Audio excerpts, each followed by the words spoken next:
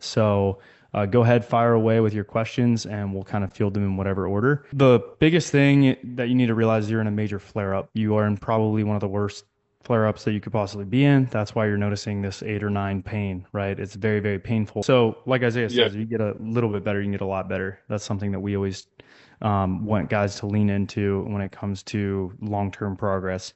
So a couple things you need to not do, and this might be hard for you. I had this conversation with Isaiah really, really early on. This you need to stop jumping. Right now, the reason you're at an 8 or 9 is because you overjumped way beyond the capacity of what you're capable of. So either you weren't prepared for that, or you were not prepared in the right way, or what you thought was preparing you for that wasn't necessarily appropriate. So that's the first thing. The second thing is Mhm. you need to be doing those isometrics every single day for like around the clock, basically. I tell guys every 6 hours. I'll even tell guys you can do it more frequently than that. The only downside is that they will have potentially chondromalacia flare-ups. So that's the second thing is you need to keep doing isometrics and stay on top of isometrics. Generally, more is better. You can do upwards of 15 sets a day. That would be like the upper limit.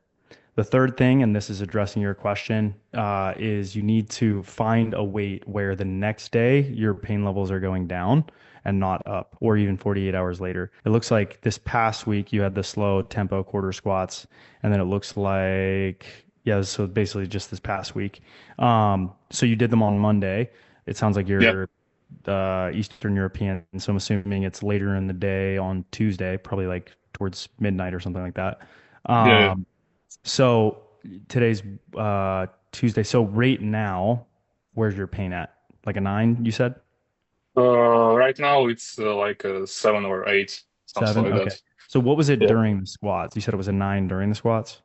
Yeah. Yeah. Yeah. Yeah. It Okay, was so nine that's beer okay. squats. It's okay if you feel a little bit of discomfort on that. I probably would have you do another week of ISOs to get that pain down to a 7, honestly, or a 6 or a 5. Like you're so flared up right now that less is more. So I would really focus on those uh, tendon isometric based sessions or tendon based sessions and really move away from anything else for this week, actually. I think it's Mhm. probably a little much for you to do quarter squats if you're feeling any weight is provocative. So I'm going to take those out for now, and we're actually going to do less because we you're in a situation where less is more. I don't think that more is the answer. I think that you're probably very overloaded from that session, that volleyball session. It happens sometimes with myself and Isaiah where we have a like quote unquote flare up, and you are in a really really bad flare up. I think you're based on what you were doing previously. You're not in a terrible position. It's just that you really overdid it this past weekend or 2 weekends ago or whatever when you were jumping. I'm sure Isaiah can attest to that as well. That it happens. You're going to be okay. It's just a matter of you being patient and you listening very, very carefully to what we direct you to do, and you'll get out of pain. Probably, I can't give you a timeline, but you can get out of pain, especially if you do what we say. The harder thing for you is going to be managing expectations for yourself and people around you in your life. When people ask you to go play basketball or go play volleyball whenever you're not supposed to be, that's what you have to say no to. I think that was probably the number one thing that Isaiah struggled with was understanding that he had to say no to certain opportunities. And even now he has to, and that's still a problem, right? Because jumping's fun. It's fun to play sports. We all love it. That's why we do this. But you have to be very, very disciplined when it comes to just doing your isometrics and nothing more. Walking downstairs too fast, picking something up, doing literally anything where you're loading that tendon, you feel it. I want you to like try to unload it as much as you possibly can. It is when we say load management, what that means is we're literally managing load. So you have way too much. If this is your load cup, you're way overflowed, right? You're actually filling up two Mhm. cups right now when you only have the capacity to handle one. So your tendon is responding by becoming hypercellular. You're getting a lot of pain, and you doing even the quarter squats might be still overflowing it. So we need to remove all of the load as much as you possibly can and just do those isometrics. And if you do that correctly, your pain level will come down each day. So we need to do this until your pain is like a 3 or 4. Okay, Yeah. Yeah. so Yeah. what weight are you doing on that for the leg extension machine? For the leg station, sounds like 35 or 40, basically. Kilos or pounds? Kilos.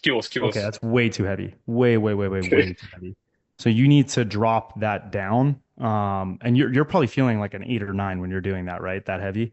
Yeah, Yeah. so that's Sounds just like that. way too heavy. I want you to drop down to like 10 kilos, 5 kilos, like, and hold it longer. You can hold upwards of a minute.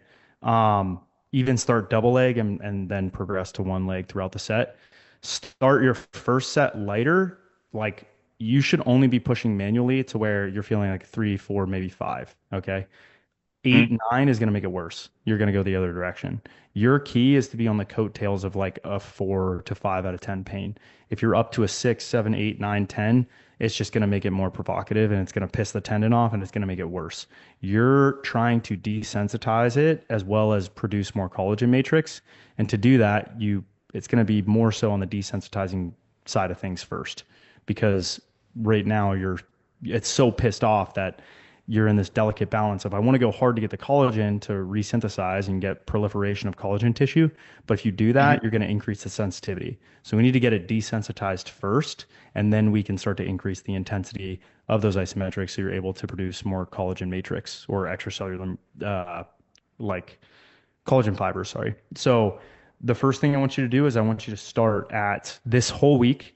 Right now, next Tuesday at 3:30, you need to schedule your call. I think there is availability.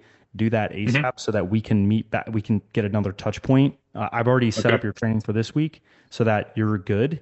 But our goal in the following week is to get you as low as we can when it comes to your tendon pain. So how we like to test it is we like to have you do an isometric at a given load and see what is the pain going down to. For you, I would recommend starting with like 10 kilos or so, so about 22 pounds on the leg extension. The manual one, I only want you pushing into your hands up to like maybe a 3 or 4 out of 10. Okay, so it's going to be relatively light, but you can hold for a longer interval of time. So tendons respond to tension and time. We're going to lean into the Okay. time side of things. So I want you to do like even upwards of a minute 15 for each rep in that 5 set series or 5 rep series. So it's going to be a total of like 5 to 6 minutes of holding an isometric in the morning and then in the evening. And then when you're on the leg extension machine, I just want you doing uh, the 22 pounds to start. Now, if that's now each day, your pain level should be coming down in the morning. If it's not, then you're doing something wrong. You've either gone too heavy or you've gone too light. If it stays the same, I would give it another day to test it and then go up slightly in intensity. So go up to like a 4 or 5 in intensity.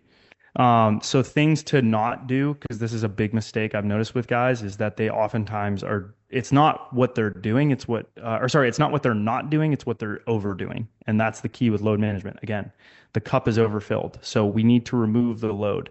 So when you're going to the gym, do not do anything where you're loading your knees. Absolutely nothing other than the isometrics for the next week. Okay. So no Okay. squats, no push press, no split jerk, no snatch, no deadlift, no lower body exercises that are going to be using your quads. If your knee is bent and you're extending it under load, you shouldn't be doing that for the next week.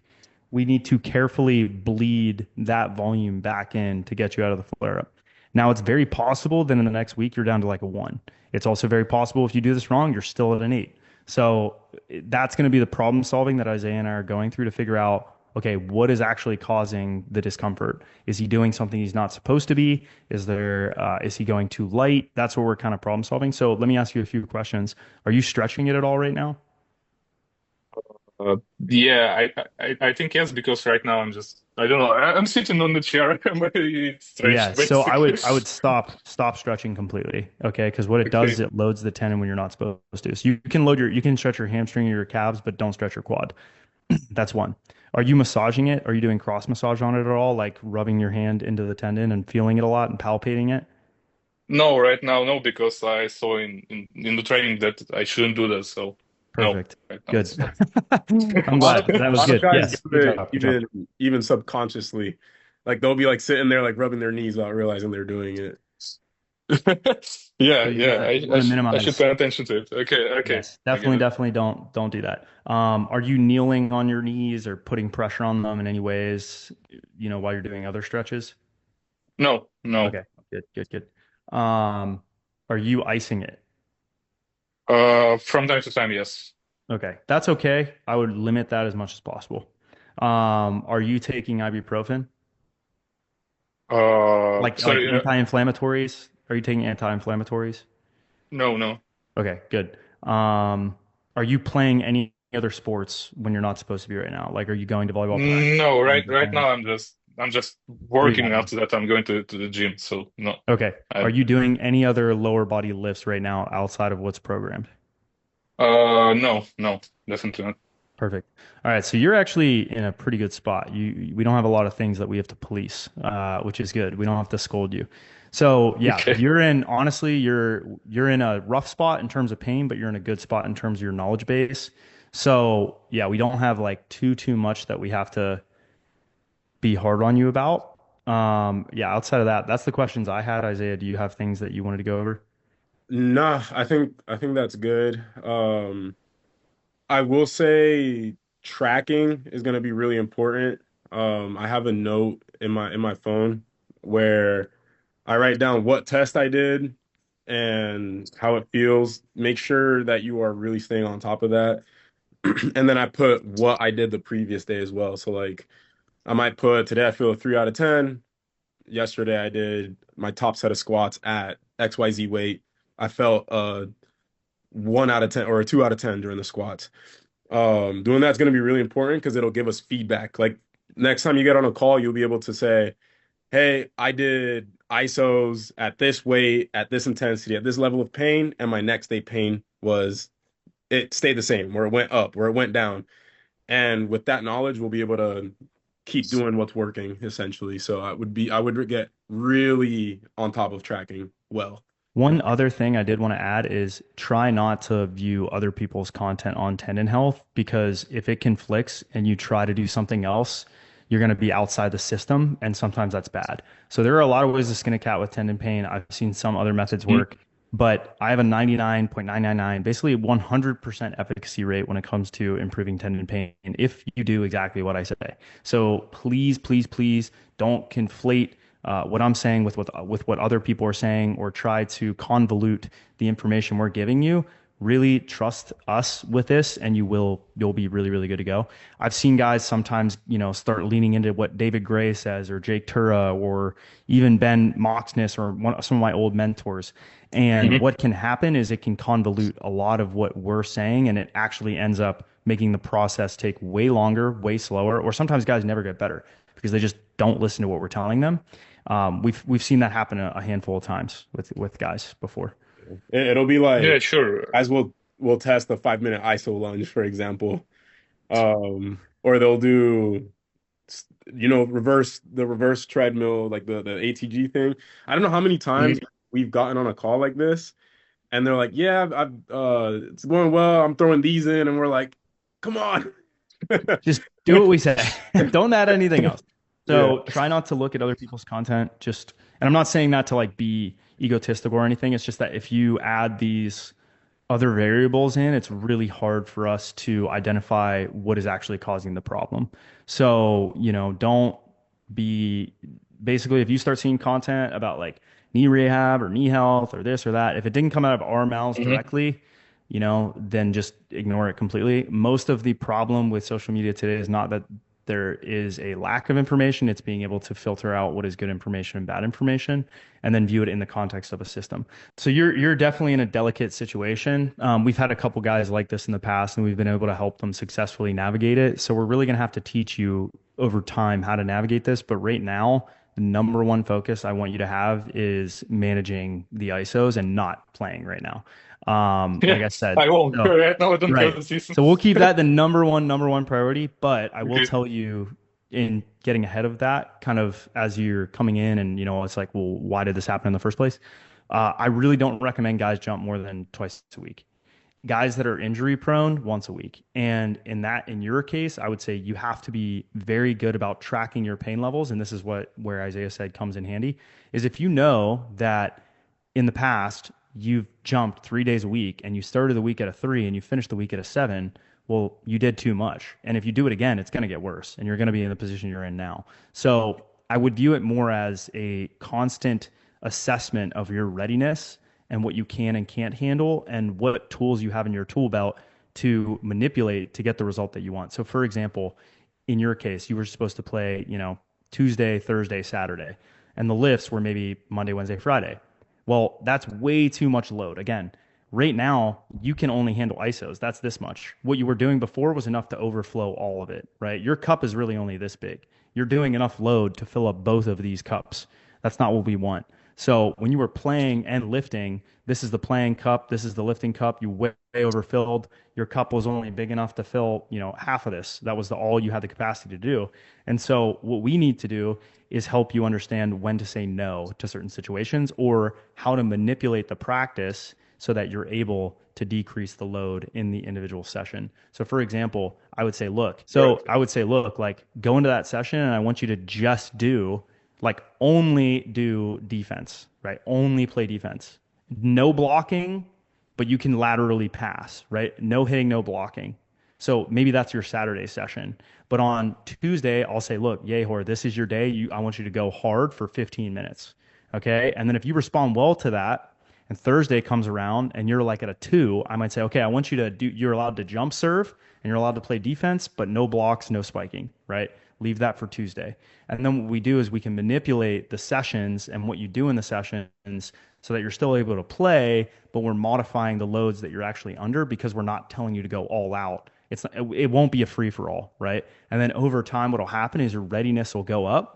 You'll have a higher vertical reserve, and then you can function at 38 to 40 and still annihilate people. And then once every, let's call, just hypothetically in Isaiah's case, right? He'd be at like 39, 40, 1 or 2 days a week. But then, once or twice a month, if it's a big game or a tournament, he might go crazy and he might be at 50, right? But the reality is jumping is really hard on your body. And volleyball tournaments don't do a good job of taking that into account. They're really just trying to make money, right? Or some people can handle doing that, but it's if you're trying to be a high level athlete, that's not normal. You're not going to see guys like Isaiah or Tony or Donovan go and play a 6 hour tournament. They can't. That's like asking a Formula One car to go out and race every single day of the week. It's not going to happen, right? Their cars are going to break down. They can't make it through a single race without changing their tires multiple times, having and a lot of the time the car doesn't even finish the race. That's how you have to view jumping, right? If you're going into, and you're trying to, on one set of tires, you're trying to go and race a Formula One track 7 days a week, you're not going to make it through that, right? The tires are going to blow up. The same thing is true of jumping. You can't go out and expect, or volleyball, or really jumping. It's not volleyball. It's the jumping in volleyball that does it. The jumping is really intense. I mean, that's going to wear out the tires. It's going to wear out the brakes. It's going to wear out the transmission. If you try to do that on one set of tires without ever having a pit stop, you're in trouble. Your pit stops are isometrics, your slow squats, not racing the car when it's not ready. That's a good way to kind of view it in terms of illustration or analogy. Well, it was good meeting you, Yehor. Hopefully we didn't bore you, and I would recommend watching this video back again.